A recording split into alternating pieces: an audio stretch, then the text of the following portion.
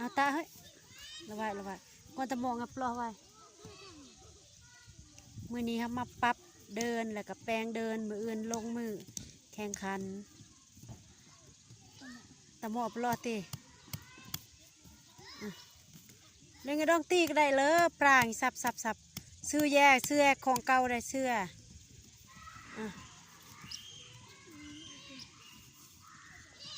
งั้นในออเดอร์ซื้อบุคุดเลิกไล่ปันได้ก็ได้บุคุดเลิกไล่ปันได้ก็ได้ซ้ำหนึ่งซ้ำแนวเห็นกับพ่อ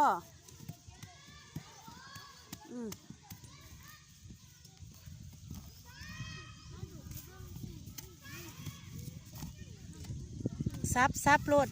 ดเฮืองแต่เองกี้แห้งยากเลย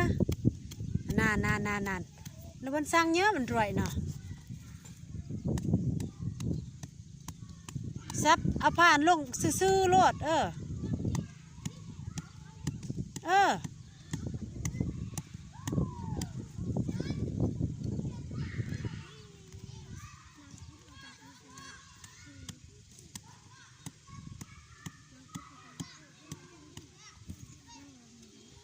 ผู้ได้เมื่อยกับเปลี่ยนกัน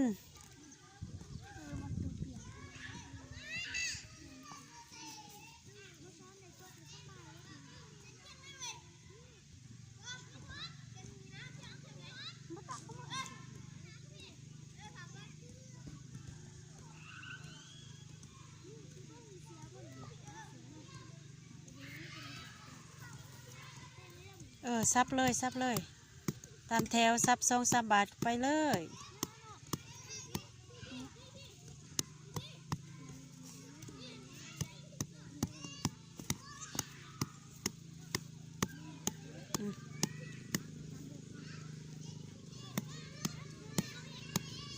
ยี่เสียวอย่าได้ยี่เสียวอย่าได้ยี่เสียวเยอะเอาซื่อ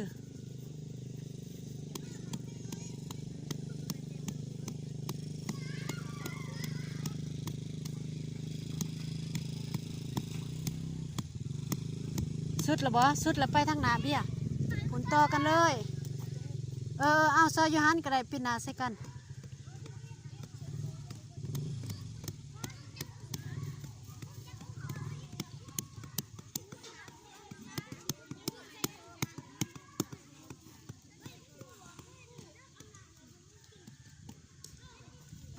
มืออื่นขัวเปลี่ยนอันนี้คำหุ้งอีกกากเมื่อยมาหุ้ง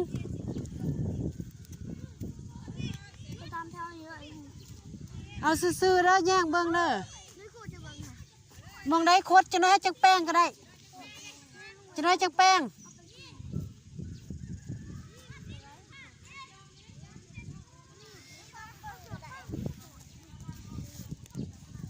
อันนี้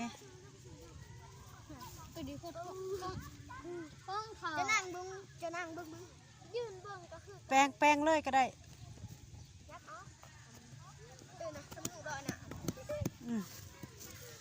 มันได้นี่ก็แป้ง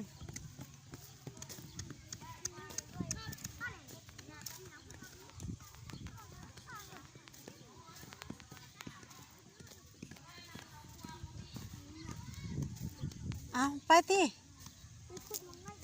จะน้อยจังใส่ก็ได้สุกสันเฮ็ดเวียกก่อน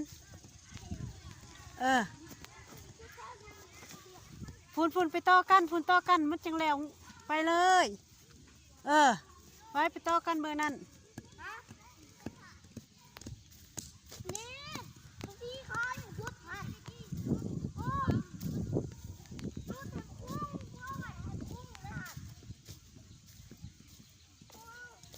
ไปเฮ็ดก็ได้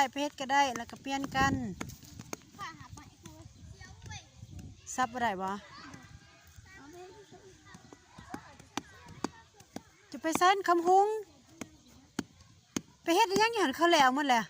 เจ้านี้จะหันนี้ไปให้ทับไปแป้ง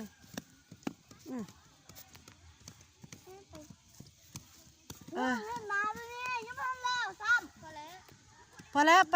รถให้ทะเบียซับซับนั่นก็ได้แหละ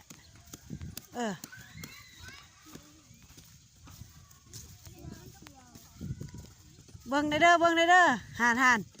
เจ้าบ่เบิ่งเห็นบ่ เอาเบิ่งเฮ้ยเพิ่นบ่เห็น ห่านห่านห่านยังบ่เห็นหมองเสียวอยู่จะได้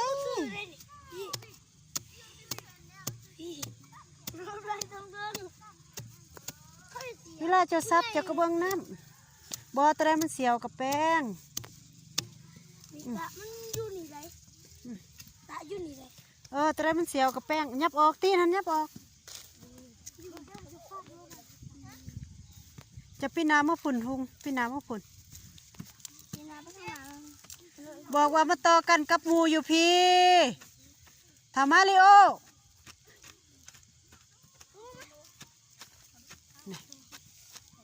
แตกขึ้นไปหน้าหลังที่สวด สีสุวรรณเฮ็ดคัก ไปหน้าหลังสวด โอ้คันมีสองดวงก็สิไว้เนาะคอย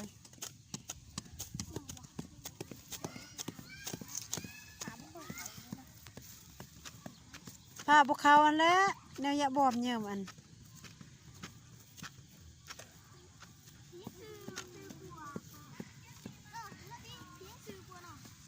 ตัวใดบ่ซื้อเฮาก็แป้งน้ำลังก็ได้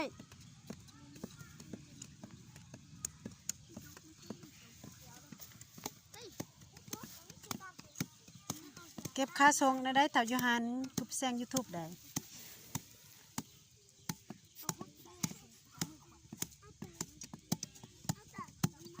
จักบ่เก็บค่าส่ง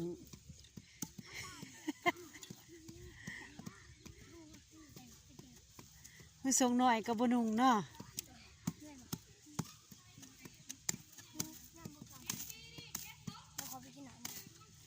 ยับไปอยู่พุ่นให้ซีสวรรณเฮ็ดอยู่นี่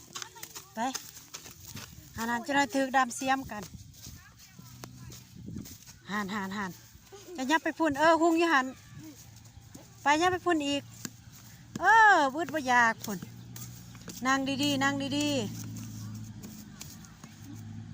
อยู่นี่แล้วนะ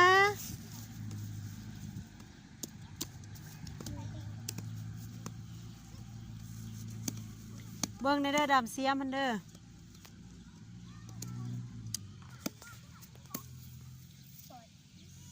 นักกีฬาดีเด่น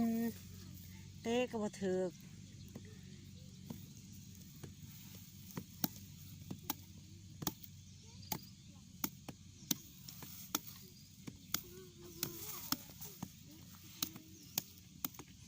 เอาเครื่องยิ้มเบิ่งหั่นน่ะข้าวหนึ่ง